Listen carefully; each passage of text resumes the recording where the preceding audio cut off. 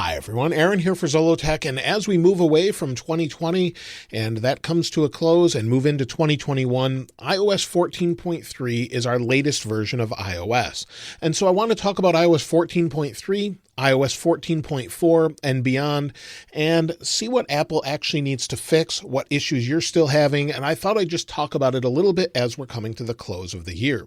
And so the first thing is iOS 14.3 is great for some people and not for others, and I think this is a big problem across the ecosystem, as it really depends on what you're using, of course. Many apps can impact the way your phone works overall, but the consistency from iOS over the years has sort of gone down as far as its overall stability, at least in many people's view. However, iOS 14, I would say, is more stable than iOS 13 was at this exact same point in time. So I have iOS 14.3 on this iPhone 11, and many people are seemingly having a good experience, but there's people having bad experiences too. Everything from lag. As we go through screens, sometimes you go open an app, close it, it will stutter as it closes, and we're seeing that across iOS 14.3 and 14.4. And so that seems to be a big issue for people. Weird lagging on processors that are more than fast enough to handle the overall experience, much faster than we've had since 2007 with the first iPhone. So we're way beyond that, and those stutters really should not be an issue today, and I'm surprised that they are. That's seemingly something that Apple is incredibly good at, is the user interface, and I hope they update and fix these lag issues, as it's really not something you should be experiencing with a public release on a newer device. It's sort of acceptable when you're running it on a beta because it's a beta and they're testing different things and trying different software. And that's where you would report it in feedback. But really, for the most part, it shouldn't be an issue. The other thing, too, I'm seeing a lot of is very inconsistent battery across devices. For example, many people are reporting amazing battery or better battery on iOS 14.3. And about 50% or maybe 45% are reporting poor battery life. That's pretty bad compared to what we've had in the past. iPhones in general do get very good battery life, and they seem to be very efficient, but it really depends on the app you're using. But the experience is very different depending on the device. And this is something that I think Apple really needs to fix. And the reason I say this is I have my iPhone 12 Pro Max here, which has good battery life. And if we look at the battery life, this is on the beta, but either way, when it was on 14.3, I had basically the same. Battery health is basically the same, and you'll see it was at 100% on a new device, which makes sense. But here's over my past 10 days. Yesterday, I only had 2 hours of screen on time, and I used about, I'd say 40% of the battery. But I had 4 hours and 8 minutes of screen off time. If we look at the day before, I only got 4 hours and 40 minutes. However, sometimes I've gotten much better battery life, 8 to 10 hours. It just depends on the day, and it seems to be very inconsistent even using it the same way. And so that's something I'm not seeing great battery life with. It's seemingly gone down with the beta as it was a little bit better before. And the experience is very different from the device to device, like I said. So on the iPad Pro, I've had horrible battery life. You'll see I'm at 29% right now. And if we take a look at when I charge this, we go to battery, you'll see it was last charged on Monday at 2:18 a.m.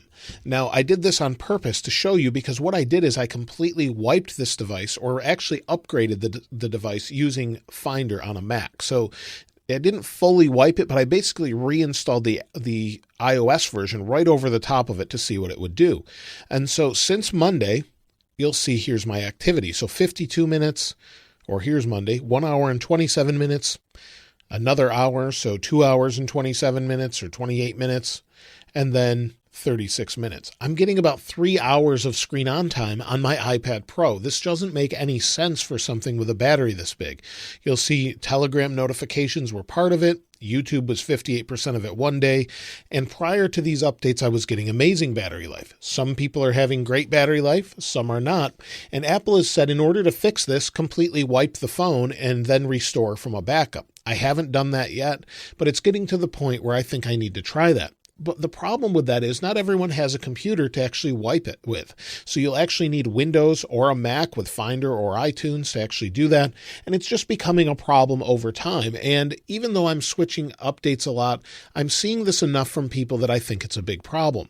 So that is a weird issue that I hope Apple addresses. And the same thing is true on different devices. So it really doesn't matter what your battery health is, even though your battery may not be in top shape. This one's at 100% on my iPhone 11.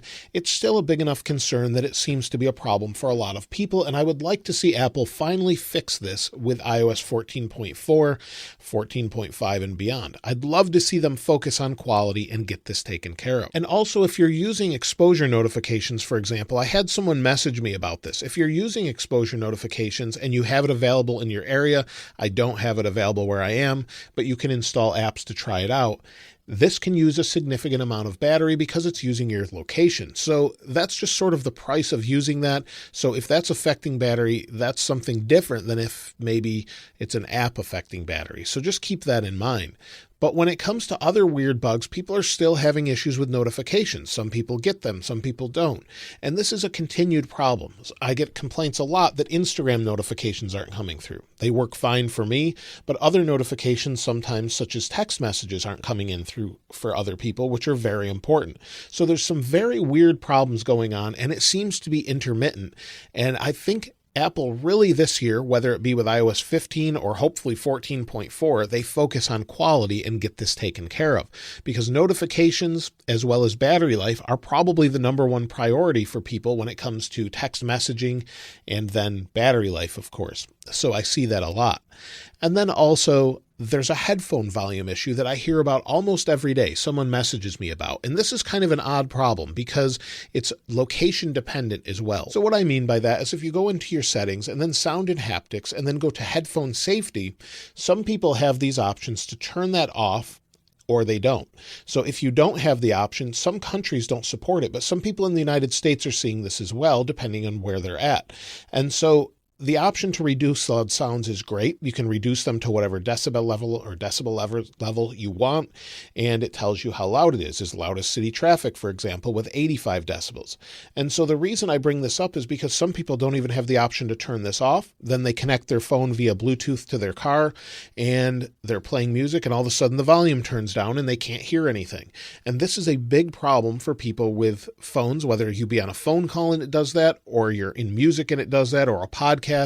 These are things that are sort of can be critical or might not be, depending on what you're doing, but it's something that Apple really needs to fix and make more consistent, or make people aware that you can change this or fix this. So it's something I'd like to see updated. And if it's something you're having and you're on a beta, definitely submit feedback so that they can fix this. Now, as far as iOS 14.4, well, we're seeing minor features and things beyond that, and I hope that they continue to update features, but I wouldn't expect anything major until iOS 15 at this point. However, with the overall experience, I would love to see Apple really nail down this experience and get it right. Apple has been known for years for reliability and consistency, and there's weird things like huge gaps here at the bottom, and there's sometimes times when Android does a better job of handling larger screens than iOS. Widgets were a big step forward, but I would love to see reliability, consistency, and battery life be something that's at the top of the list for this year in 2021 or 2021 going forward. I would love to see them change that, and I hope to see something like that. I still think it's better than iOS 13 at this point in time, but it still needs a little bit of work. Apple had said in the past they're going to focus on quality and better quality control, and I'm hoping to see this. Now, as far as the amount of versions of iOS 14 that we get this year, well, with iOS 13, we had 13.7, which basically fixed all the issues with iOS 13, brought good battery life, and then we started over again. And so I would like to see this year, maybe not start over again, but improve on what we have and have consistency and quality be the main focus, and I think everyone would appreciate that. Then you can bring new features such as changes to widgets or live widgets, and all of the new features people want, I think would be much more welcome than what we're having now. And so I'd love to hear from you in the comments below. What do you think Apple needs to focus on this year with iOS 14 and beyond? I think 14 is a great step forward with customization. It has a lot of great features. Music might need a redo a little bit. Some people, I hear from that a lot. And quite a few of you in the comments have said a lot with iOS 14.3 because it needs some work.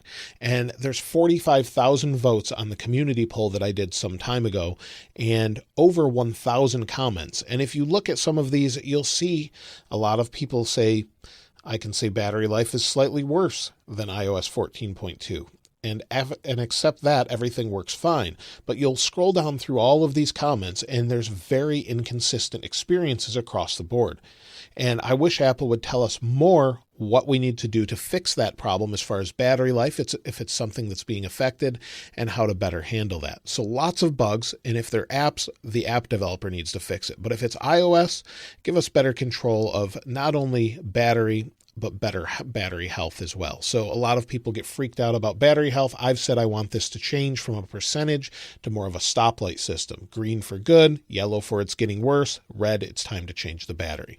So all of these things I'd like to see changed in the future. I'd like to see more consistency, and I'd love to hear what you think about it in the comments below. If you'd like to get your hands on this wallpaper, of course, I'll link it in the description like I normally do. And if you haven't subscribed already, please subscribe. And if you enjoyed the video, please give it a like. As always, thanks for watching. This is Aaron. I'll see you next time.